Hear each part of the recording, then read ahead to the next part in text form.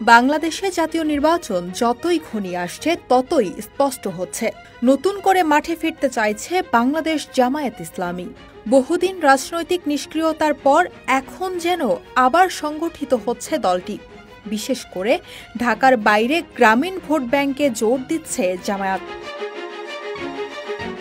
ময়মনসিংহ, কিশোরগঞ্জ, শরীয়তপুর, ব্রাহ্মণবাড়িয়া এমন অন্তত ৫০টিরও বেশি আসনে সম্ভাব্য প্রার্থীদের নাম ইতোমধ্যেই ঘোষণা করেছে জামায়াত। নেতারা বলছেন, নির্বাচন সামনে রেখে চলছে ২ স্তরের প্রস্তুতি। মাঠ পর্যায়ে জরিপের ভিত্তিতে চূড়ান্ত হবে প্রার্থী তালিকা। দীর্ঘদিন পর আমরা আবার মাঠে। মানুষ ভালোবাসে ইসলামী রাজনীতি, তাই আমাদের সাড়া মিলছে গ্রামে গ্রামে।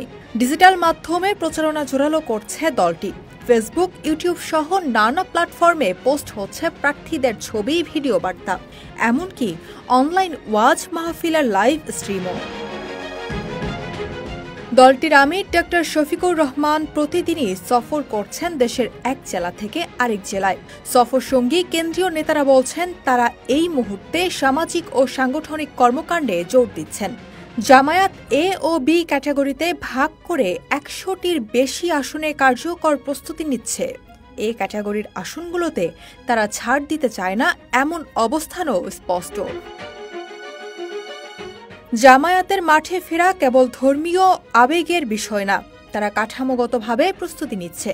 গ্রামাঞ্চলে তারা এখনও একটি সুসংগঠিত ভোট ব্লক ধরে রেখেছে।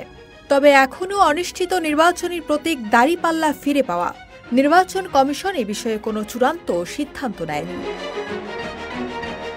অবাধ ও নিরপেক্ষ নির্বাচনের জন্য বিএনপির মতো জামায়াতও সোচ্চার। যদিও গণমাধ্যমে সরাসরি উপস্থিতি কম, তবুও সোশ্যাল প্ল্যাটফর্মে তাদের সংগঠন জীবন্ত। গ্রামে গ্রামে সংগঠনের বিস্তার আর প্রার্থীদের আগাম প্রস্তুতিই বলছে, জামায়াত এবার জাতীয় নির্বাচনে কোনোভাবেই দর্শক হয়ে থাকতে চান না। তাদের এই প্রস্তুতি বড় চমক হয়ে উঠতে পারে দেশের ভোট রাজনীতিতে। নিউজ ডেস্ক, ২৪ ঘন্টা বাংলাদেশ।